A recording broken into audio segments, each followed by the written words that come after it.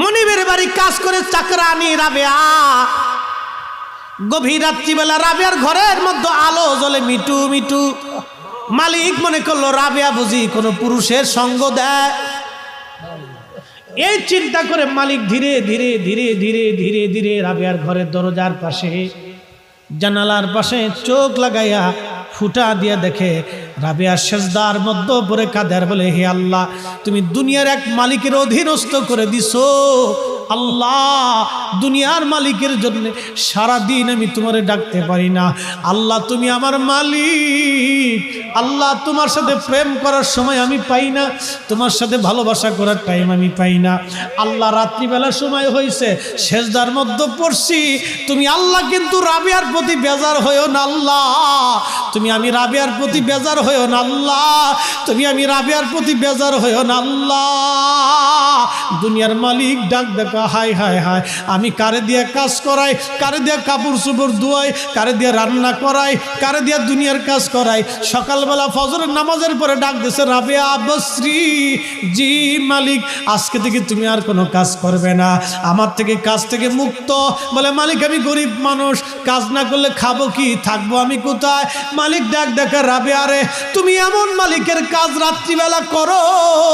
রাবেয়া রে, আমি দুনিয়ার মালিক তোমার দিয়ে কাজ করাইতে পারবো না, তুমি ওই মালিকের কাজ করবা, মাসে মাসে আমার থেকে বেতন নিয়ে নিবা, আর আমার বাড়ি খাবা, আমার বাড়ি থাকবা, কিন্তু বেনিফিট বিনিময়ে আমার কাজ করা লাগবে না, তুমি আমার মালিকের কাজ কইরা যাও।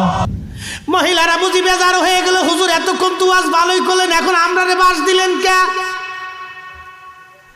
বন্ডে মারে কষ্ট দেওয়ার জন্য বলি নাই, আপনি যদি পর্দাশীল হইয়া জান্নাতে যান তাহলে আমার কি লাভ হবে বলেন তো? আপনি তো জান্নাত পাবেন, বেনিফিট আল্লাহ আমাকে দিবে, আপনার আমলের জন্য আমার আল্লাহ আমার আমল নামায় গুণে কি লিখে দিবে। ও বোন, আপনাকে বলছি ফিরে আসেন, পর্দার মধ্যে চলে আসেন, নামাজের মধ্যে চলে আসেন। মহিলাদেরকে আল্লাহ সুন্দর বানাই দিবে। দুইটা কাজ আমার নারীরা, আমার বোনেরা শুনিয়া যান, আল্লাহ আপনাকে নুরানি বানাবে। আপনার চেহারার দিকে আপনার স্বামী শুধু তাকায় থাকবে, আপনার স্বামী আপনারা দেখলে ভালোই লাগবে, ভালোই লাগবে, শান্তি লাগবে, মজা লাগবে। কারণ কি, এক নম্বর যদি আপনি নামাজের মধ্যে যান, দুই নম্বর আপনি পর্দার মধ্যে যান। এক নম্বরে সলাত, দুই নম্বরে পর্দা। এক নম্বরে সলাত, দুই নম্বরে পর্দা।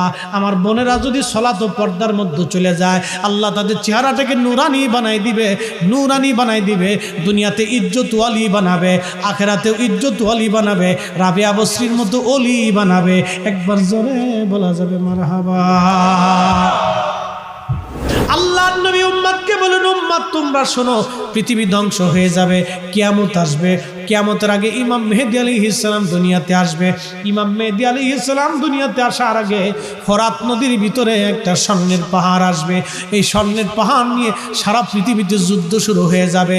সারা পৃথিবীর যুদ্ধের ভিতরে 10 জন মানুষের ভিতরে 9 জন মারা যাবে। অর্থাৎ হাদিসের কারিমার ভিতরে আসছে 100 জনের মধ্যে 99 জন মারা যাবে, একজন মাত্র দুনিয়াতে বেঁচে থাকবে।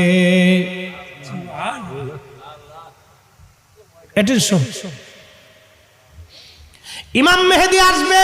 ইমাম মেহেদী আসার আগে বর্তমানে ইরাকের পাশে যে ফোরাত নদী, যে ফোরাত নদীর পাশে ইমাম হুসাইন সপরিবারে শহীদ হয়েছিলেন, ওই ফোরাত নদীর পানি তাদেরকে দেওয়া হয় নাই। ওই ফোরাত নদীর মধ্যে একটা স্বর্ণের পাহাড় বেশি আসবে। নবী বলেছেন, সহিহ বুখারীর হাদিস, স্বর্ণের পাহাড় বেশি আসবে। এই পাহাড়কে কেন্দ্র করে সারা পৃথিবীর মধ্যে একটা বিশ্বযুদ্ধ হবে। এই বিশ্বযুদ্ধের ভিতরে 100 জনে 99 জন মারা যাবে, 10 জনে 9 জন মারা যাবে, মাত্র একজন বেঁচে থাকবে। তার মানে বোঝা গেল পৃথিবীতে বর্তমানে মানুষ আছে 800 কোটি।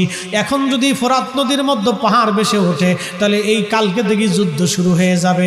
এই যুদ্ধে মানুষ মারা যাবে 1 কোটিতে, 100 কোটিতে মানুষ বাঁচা থাকবে মাত্র 1 কোটি।